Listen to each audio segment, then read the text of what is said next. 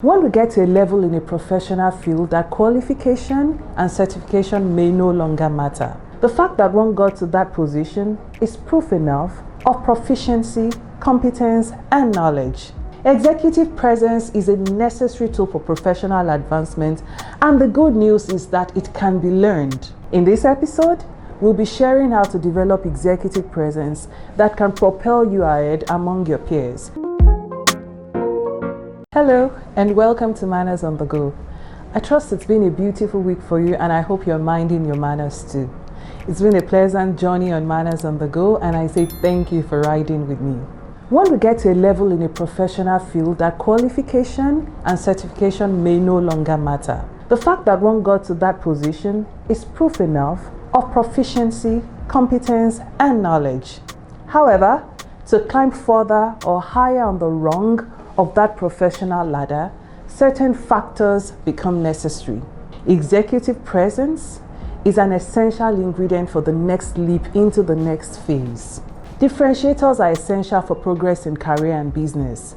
They are what separates the best from the pack of good.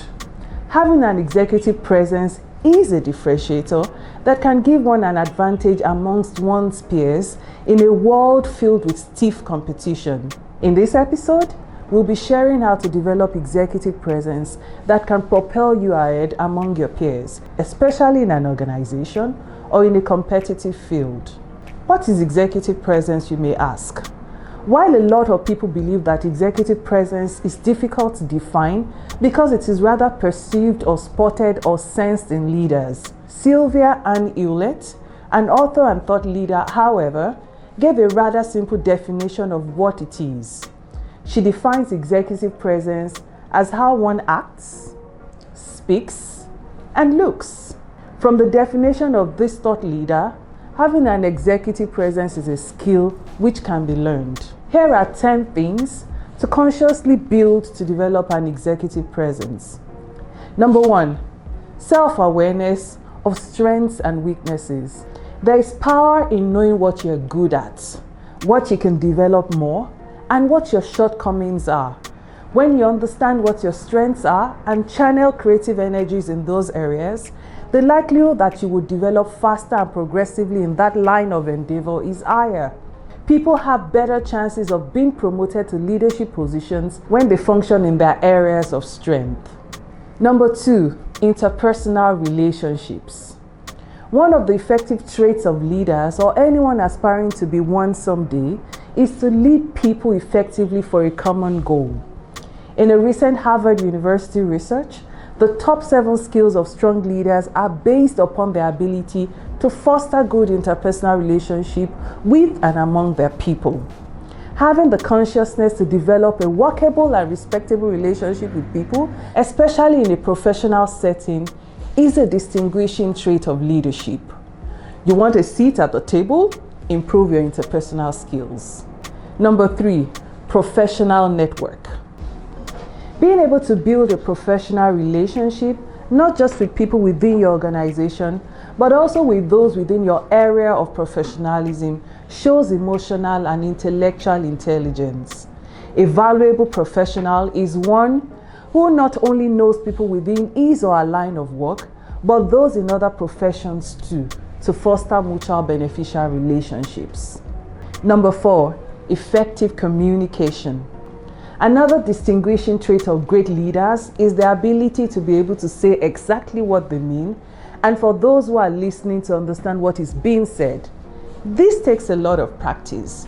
Anyone can speak, but a few connect with their audience.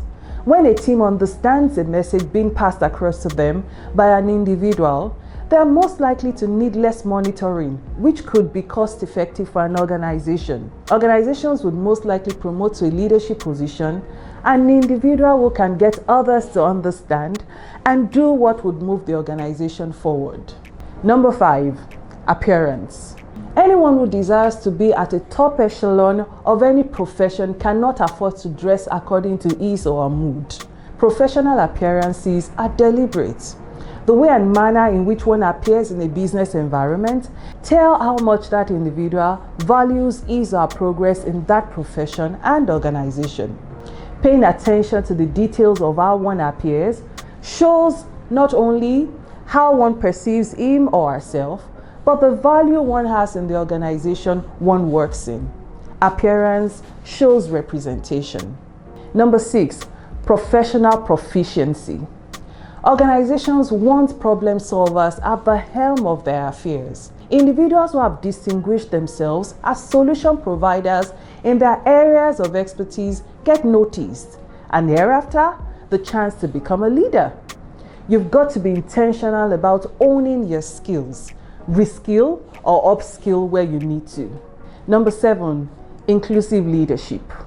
Inclusive leadership is a critical capability to leverage diverse thinking in a workplace with increasingly diverse markets, customers, and talents.